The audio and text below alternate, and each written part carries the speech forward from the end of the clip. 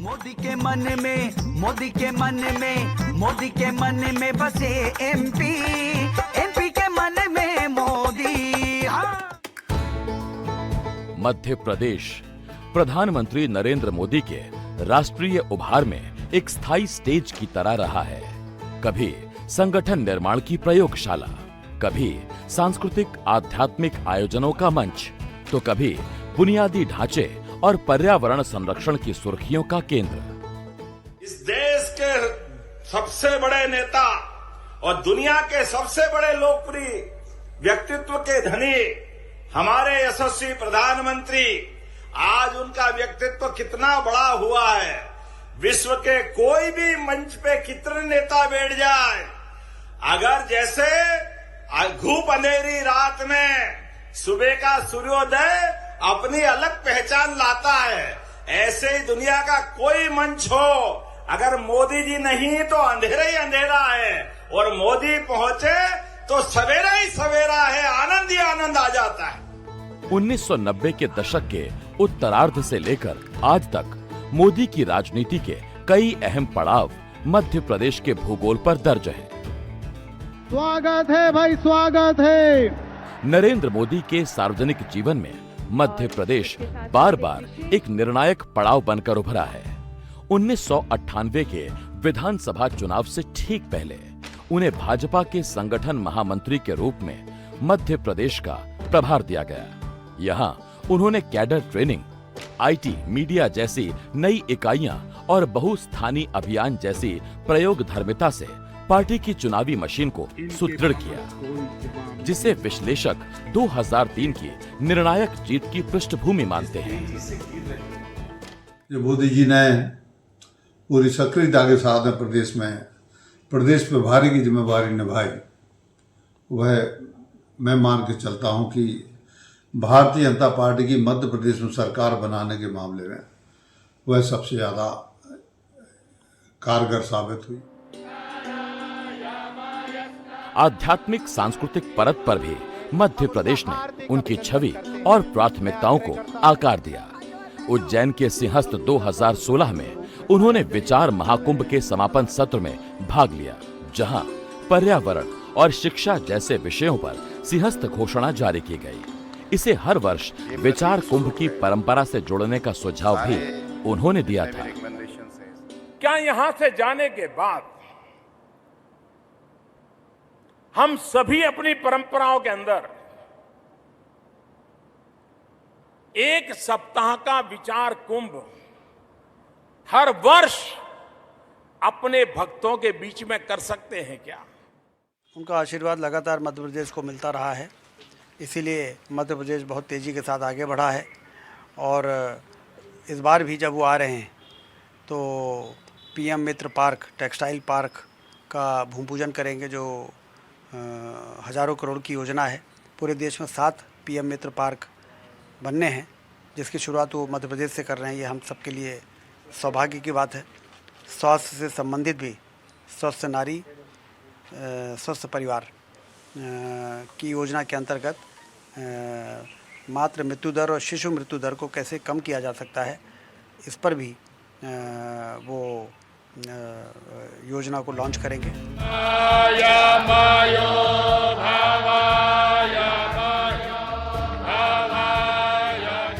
इसी धारा में महाकाल लोक कॉरिडोर का उद्घाटन प्रधानमंत्री नरेंद्र मोदी के धरोहर विकास नैरेटिव का राष्ट्रीय प्रतीक बना। महाकालेश्वर ज्योतिर्लिंग परिसर का यह पुनर्विकास उनके कई भाषणों में आध्यात्मिकता और नगर नवीनीकरण की एक साथ मिसाल के रूप में उभरा।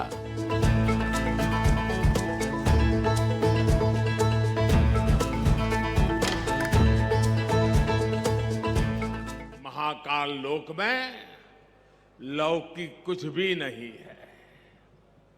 शंकर के सानिध्य में साधारण कुछ भी नहीं है। सब कुछ अलौकिक है, असाधारण है, अविस्मरणीय है, अविश्वसनीय है। मैं आज महसूस कर रहा हूं, हमारी तपस्या और आस्था से जब महाकाल प्रसन्न होते हैं तो उनके आशीर्वाद से ऐसे ही भव्य स्वरूप का निर्माण होता है।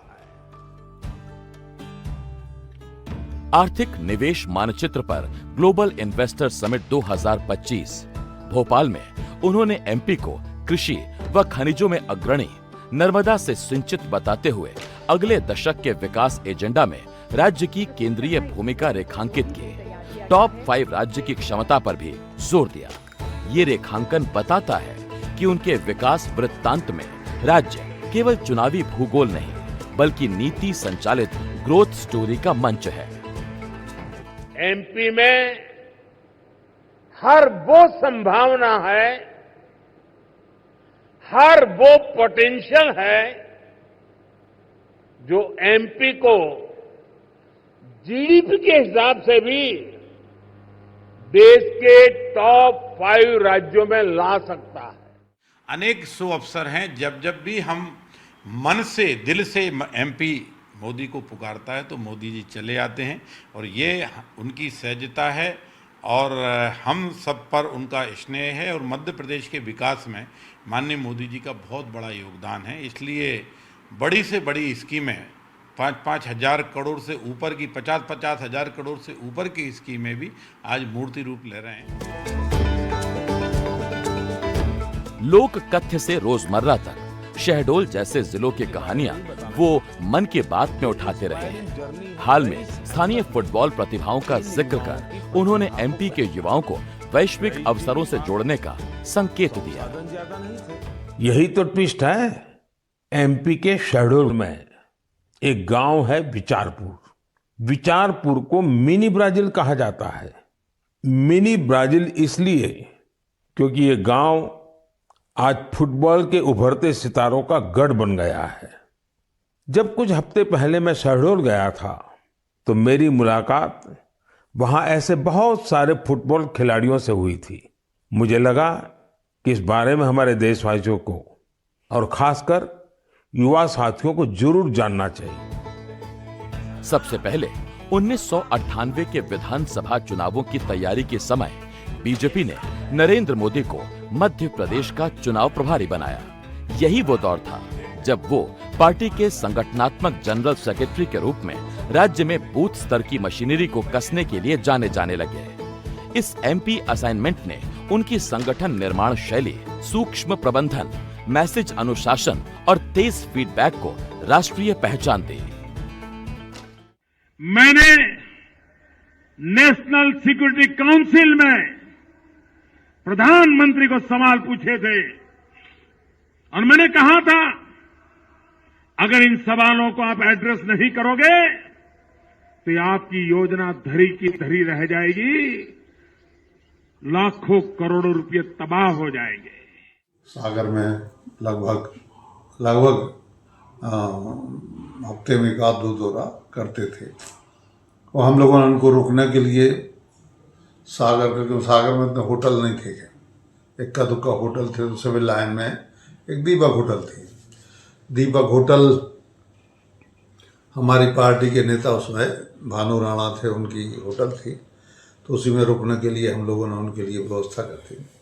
और मोदी जब भी आते थे तो उनके रुकने, खाने पीने की, कपड़े इत्यादि धुलवाने की व्यवस्था सारी एक पार्टी का कार्यकर्ता होने के नाते करते थे।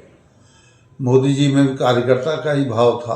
तो उन्होंने लेकिन अद्वितीय और विलक्षण रणनीति बनाते थे और उसी का फल है कि आज भारतीय जनता पार्टी पूरे देश में दुनिया की सबसे बड़ी पार्टी है। आगे चलकर नरेंद्र मोदी के सार्वजनिक कैलेंडर में मध्य प्रदेश सांस्कृतिक, धार्मिक आयोजनों और बड़े लोक परियोजनाओं के कारण बार बार उभरा। 2016 के उज्जैन सिंहस्थ के वैचारिक महाकुंभ में उन्होंने 51 सूत्रीय सिंहस्थ घोषणा जारी की।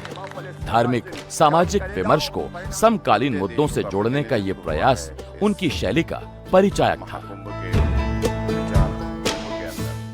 ये 51 अमृत बिंदु जो है, आने वाले दिनों में भारत के जनमानस को और वैश्विक जनसमूह को भारत किस प्रकार से सोच सकता है और राजनीतिक मंच पर से किस प्रकार के विचार प्रभाव समयानुकूल हो सकते हैं, इसकी चर्चा अगर आने वाले दिनों में चलेगी तो मैं समझता हूं कि प्रयास सार्थक होगा। नर्मदा तट से मोदी का जुड़ाव भी मध्य प्रदेश में ही गाढ़ा दिखता है।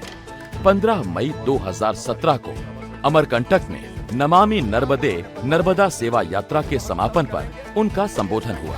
यह नदी पुनर्जीवन जैसे विषयों को जन अभियान बनाने की उनकी रफ्तार का उदाहरण था। ये नदी बचाने का इतना बड़ा काम हुआ है, पर्यावरण की रक्षा का इतना बड़ा काम हुआ है, 25 लाख से ज्यादा लोगों ने संकल्प लिए हैं, कोटि कोटि जन उससे जुड़े हैं, शरीर को कष्ट दिया है, कठिनाइयों से गुजारे हैं दिन, स्वयं परिश्रम करके पैदल चल के मां पृथ्वी की रक्षा के लिए, नदी की रक्षा के लिए, पर्यावरण की रक्षा के लिए, मानवता की रक्षा के लिए इतना बड़ा अहम कदम उठाया है। आध्यात्मिक पर्यटन के नए नक्शे पर भी मध्य प्रदेश मोदी युग में प्रमुखता से उभरा। 11 अक्टूबर 2022 को उज्जैन में महाकाल लोक कॉरिडोर के उद्घाटन ने तीर्थ इंफ्रास्ट्रक्चर को एक नए पैमाने पर रखा। यात्रियों की सुविधाएं, भीड़ प्रबंधन और शहरी डिजाइन का संगम।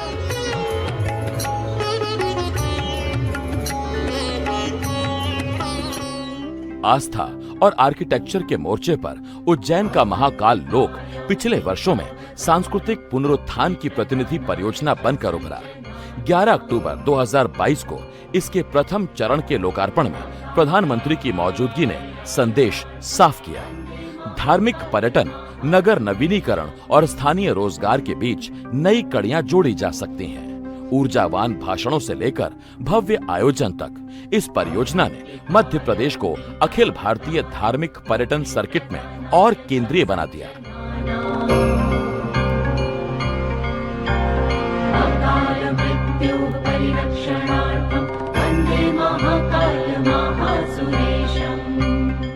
महाकाल लोक की ये भव्यता भी समय की सीमाओं से परे आने वाली कई पीढ़ियों को अलौकिक दिव्यता के दर्शन कराएगी, भारत की सांस्कृतिक और आध्यात्मिक चेतना को ऊर्जा देगी।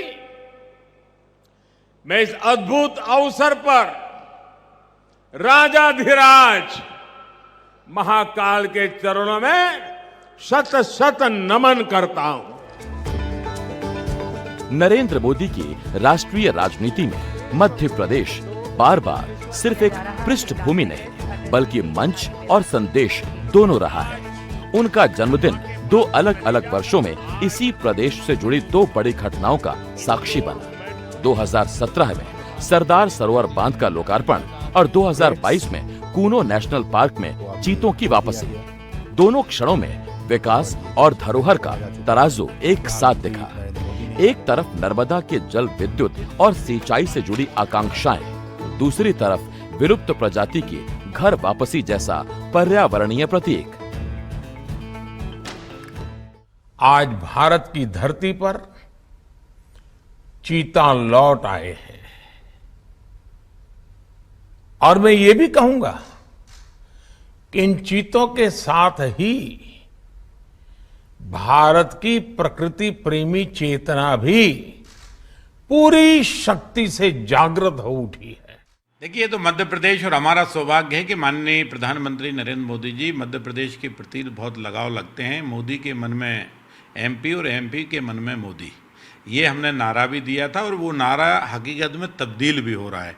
माननीय प्रधानमंत्री जी लगातार मध्य प्रदेश आ रहे हैं और बड़ी बड़ी योजनाओं का शुभारंभ भी हो रहा है। कैन बेतवा जैसी परियोजना जो सालों नहीं, अगर कहा जाए कि कब से लटकी थी, 50-50 साल से जिन पर केवल चर्चा होती थी, आज वो मूर्ति रूप ले रहे हैं। सरदार सरोवर बांध हालांकि गुजरात में है, लेकिन उसकी बिजली का सबसे बड़ा हिस्सा मध्य प्रदेश को मिलता है। कुल बिजली का 57% एमपी, 27% महाराष्ट्र और 16% हिस्सा गुजरात को मिलता है। जल आवंटन में भी नर्मदा बेसिन का सर्वाधिक हिस्सा मध्य प्रदेश को मिला। इस तरह गुजरात की धरती पर बना बांध बिजली और नदी जल के समीकरणों से मध्य प्रदेश की अर्थव्यवस्था और सिंचाई क्षेत्र को सीधे छूता है। 17 सितंबर 2017 को अपने जन्मदिन पर मोदी ने इसी परियोजना का लोकार्पण किया। इसके बहाने एमपी की ऊर्जा अर्थव्यवस्था को स्थिर आपूर्ति का दीर्घकालिक लाभ फ्रेम में आया।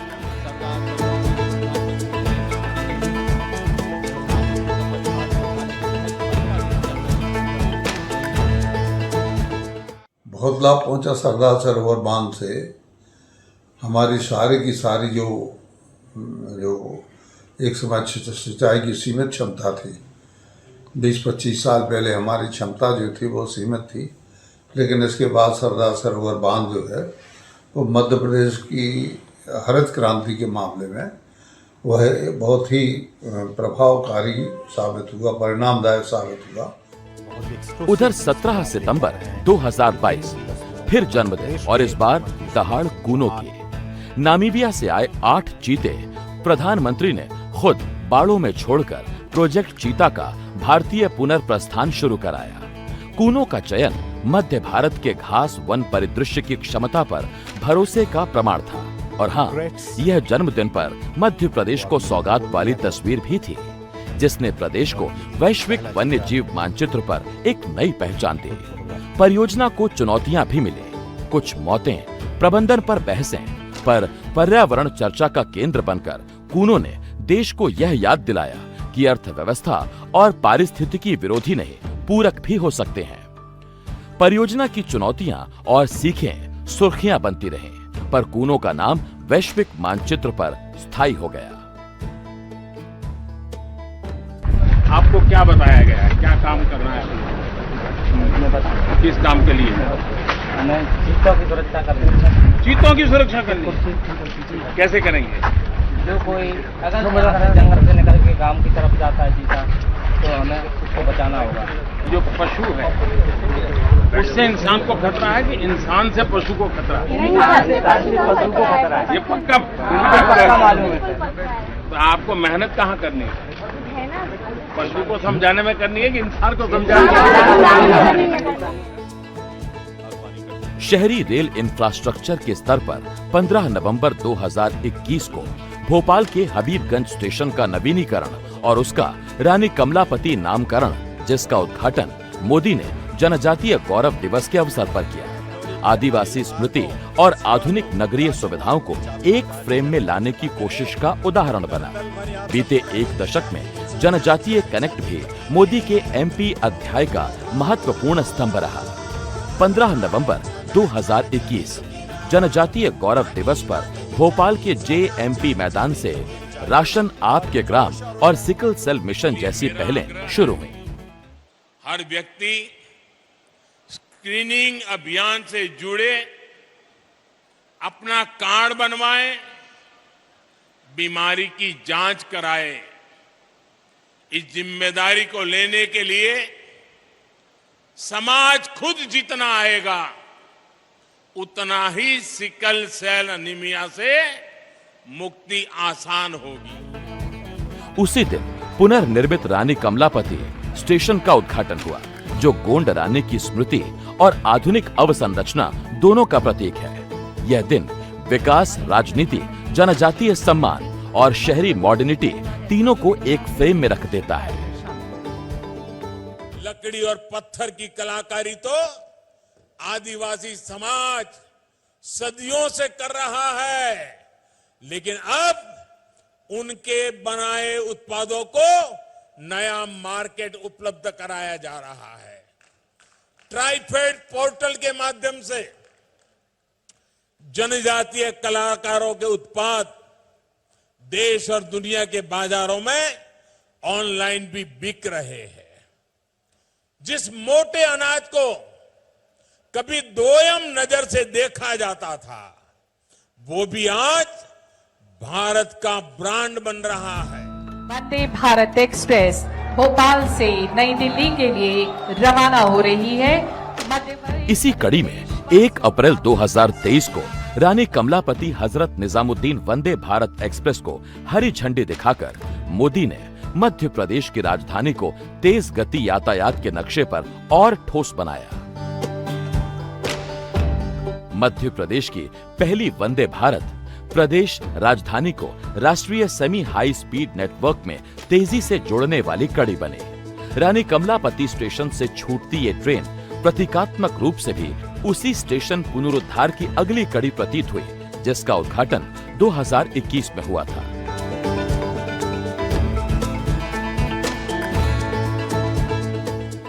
एमपी को अपनी पहली वंदे भारत एक्सप्रेस ट्रेन मिली है। वंदे भारत एक्सप्रेस से भोपाल और दिल्ली के बीच का सफर और तेज हो जाएगा। ये ट्रेन प्रोफेशनल्स के लिए, नौजवानों के लिए, कारोबारियों के लिए नई सुविधा लेकर के आएगी। इंदौर के वैश्विक निवेश शिखर सम्मेलन और प्रवासी भारतीय दिवस जैसे आयोजनों ने भी मध्य प्रदेश को मोदी सरकार की डायस्पोरा कूटनीति और निवेश आकर्षण की रणनीति में केंद्रीय बनाया, जहां प्रधानमंत्री ने प्रत्यक्ष वर्चुअल मौजूदगी से राज्य की ब्रांडिंग को बल दिया। इंदौर में 2023 का ग्लोबल इन्वेस्टर समिट, जिसे प्रधानमंत्री ने वीडियो संदेश से संबोधित किया, ये रेखांकित किया कि आस्था से उद्योग तक मध्य प्रदेश निवेश और उद्यमिता की अगली छलांग का दावेदार है। रिफॉर्म, ट्रांसफॉर्म, परफॉर्म की उनकी थीम यहां निवेशकों के सामने दोहराई गई और राज्य की फ्यूचर रेडी छवि का सार्वजनिक प्रस्तुतिकरण हुआ। आस्था, आध्यात्म से लेकर पर्यटन तक, एग्रीकल्चर से लेकर एजुकेशन और स्किल डेवलपमेंट तक, एमपी अजब भी है, गजब भी है और सजग भी है।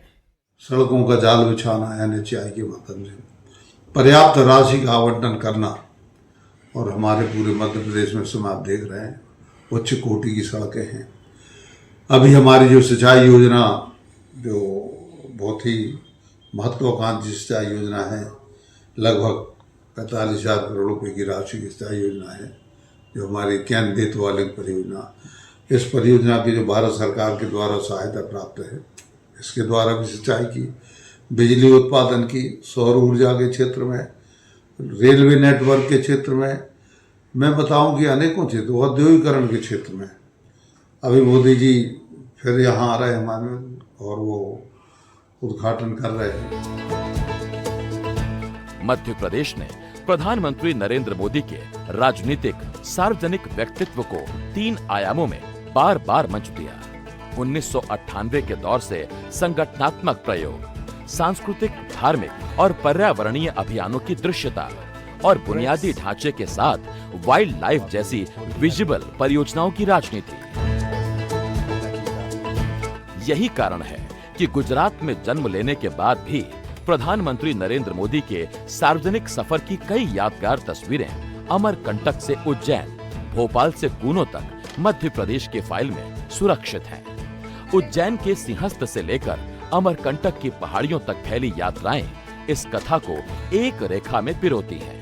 मध्य प्रदेश मोदी युग के प्रतीक मानचित्र पर कोई ऐच्छिक ठिकाना नहीं, बल्कि वह भू प्रसंग है जहां नदी नीति, आध्यात्म, वन्य जीव, रेल आधुनिकीकरण और निवेश सब साथ साथ प्रकट होते हैं। यही वजह है कि चाहे नर्मदा सेवा यात्रा के मंच से नदी संरक्षण का सार्वजनिक आह्वान हो या सिंहस्थ के विचार महाकुंभ से निकलता घोषणा पत्र, प्रदेश बार बार राष्ट्रीय विमर्श का जरूरी स्थल बनता रहा है। तस्वीर साफ है, मोदी की राजनीतिक भाषा में मध्य प्रदेश केंद्र रहा, कभी जल और कभी जंगल के, कभी जनजातीय अस्मिता और आध्यात्मिक अवसंरचना के, तो कभी ट्रेनों और निवेश सम्मेलनों की। यही सतत उपस्थिति बताती है कि उनके सार्वजनिक जीवन के कई निर्णायक फ्रेम, उद्घाटन, ऐलान, संदेश अक्सर इसी धरा पर कैमरे में कैद हुए हैं और इसी से प्रदेश कथा उनकी राष्ट्रीय छवि का एक आवर्ती अध्याय बन गई।